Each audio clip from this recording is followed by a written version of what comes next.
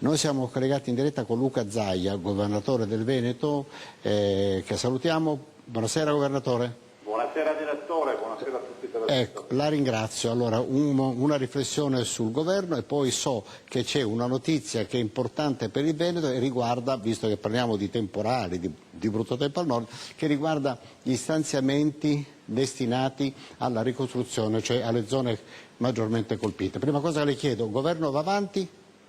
Beh, direi che le cose ormai sono chiare, nel senso che si va avanti rispetto al programma che abbiamo presentato ai cittadini nel 2008, il che è un grande programma, anche perché è il programma della riforma fiscale, della riforma tributaria, del federalismo e di molte altre cose che comunque ci siamo impegnati a fare per i cittadini.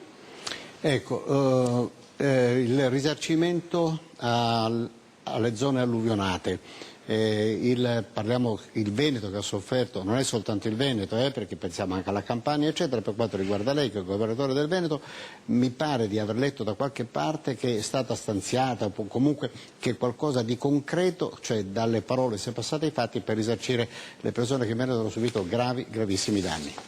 Beh, guardi, noi abbiamo avuto uno stanziamento, e ringrazio anche lei per l'attività di supporto che ci ha dato in quel novembre del 2010, uno stanziamento di 300 milioni di euro nel 2010, a 8 giorni dall'alluvione, poi successivamente con il decreto mille proroghe altri 60 milioni e stiamo attendendo altri 20 milioni dall'Europa, quindi sono quasi 400 milioni.